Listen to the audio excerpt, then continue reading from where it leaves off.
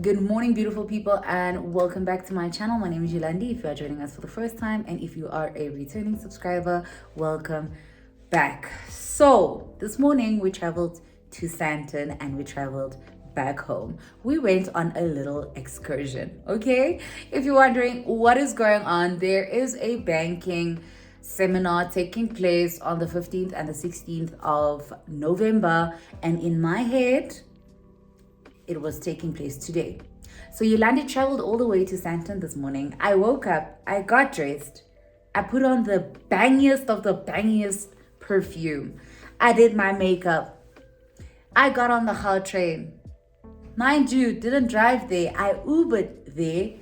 Got to the venue. I'm like, why is it so quiet here? Why is it so empty? Because this is a very, very big conference. Why is it so empty? I check the dates. The dates say the 15th and the 16th of November.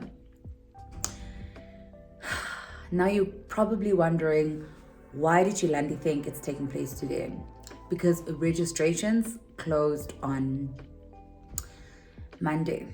Registrations closed on Monday, and in my head it meant that okay, registrations is closing on Monday because on Wednesday everyone needs to be in place. Like even yesterday I asked the guy to add one person to that will be attending with me, and he was like okay with it, and I'm like, how is he okay with it like a day before the conference? Mind you, conference is only in 2 weeks time. But that is okay. I am low-key in my feels about it because I feel like I wasted money, I wasted time, I wasted energy, I wasted makeup, I wasted perfume, I wasted an outfit. But it also just shows you that I'm not very present right now. I'm not very present right now, and year-end fatigue is generally dealing with me. So yeah, guys, but welcome to a weekly vlog. Today is Wednesday. I'm supposed to go to the office, but I did communicate to my manager that I'm not coming in because obviously I was supposed to go to conference. I was supposed to be on leave, but I did communicate with him. I'm withdrawing my leave and I'll take it on the 15th and the 16th, which is quite cool because I was only going to be able to attend today and not tomorrow. So the 15th, 16th, hopefully I can actually attend both days. I opened it up to you guys on my Instagram. Registration closed already. I did reach out to this guy to ask him whether I can add more people. So yeah, unfortunately you guys are only going to see this the Sunday, and that's why I say it's so important to follow me on Instagram so that you guys can have all this information. But yeah, guys, let's just start this day because I am literally in my feels and I'm not in the mood for anything at this point. Okay, let's try again. So this was basically on Thursday and I had leadership training at work. So this is what the venue looked like. It was somewhere booked close to our Fairlands office, but what they love to do is basically just feed us and teach us as well. But this is the card for the day that I chose with regards to my moods and my emotions, because I just felt like even though I was on a boat and it was rocking up and down, there was still a very bright future in front of me. This was lunch, and then this was the dessert. After that, we continued with our training, which I will go into a bit more detail later in this video. And then later that night, I went out with Gabby and Letu, and we did a girls' night out in Rosebank at the Keys. I think that's how you pronounce it, Miles Arts, just to go have a look at some art, as well as just catch up with the girlies as well. So this was basically my Thursday. I had an amazing time. And yeah, guys, the next day I also had training. So this is what my Friday looked like.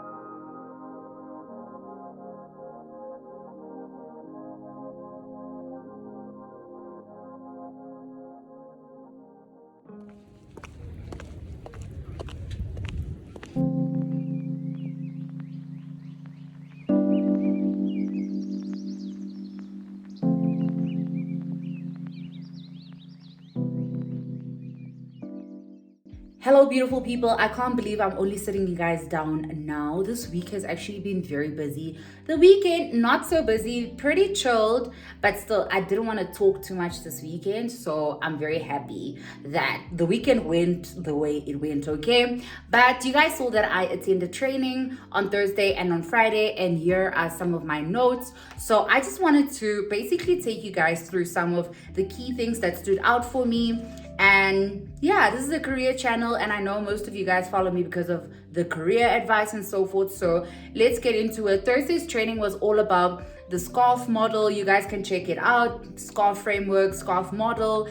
And this is basically a brain-based model that says our brains has been constructed a specific way over time, and we basically behave a specific way when we are put in specific positions. So scarf model is all about the neuroscience behind leadership and how to basically influence people. So what is leadership? The definition that they gave us was that leadership is the responsibility you take on the influence you have on other people around us.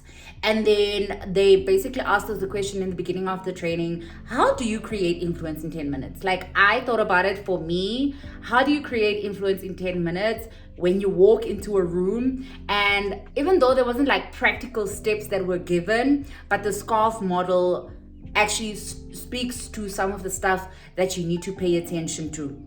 So basically they made an example of, you know, like, have you ever worked with a leader that when they walk into the room, like they command, their presence command that authority man, you know? And I've worked with a number of them. The one person that genuinely came to my mind firstly is one of EY's biggest leads. And oh my gosh, what a man. His name is Rod Wolfenden, if I'm not mistaken, but he's such an amazing leader. He's the first person that came to my mind when they spoke about like leaders that carry authority.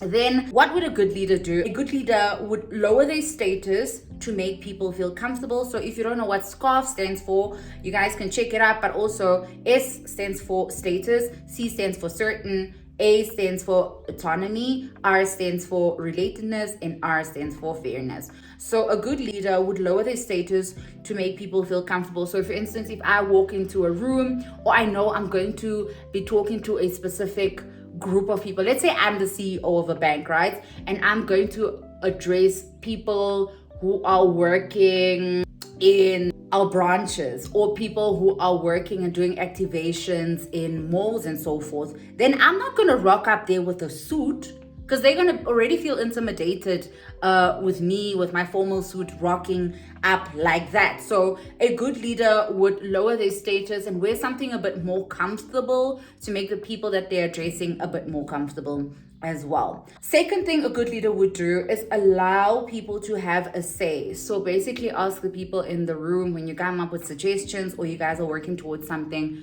what do you think? You know, what is your ideas? What are your thoughts?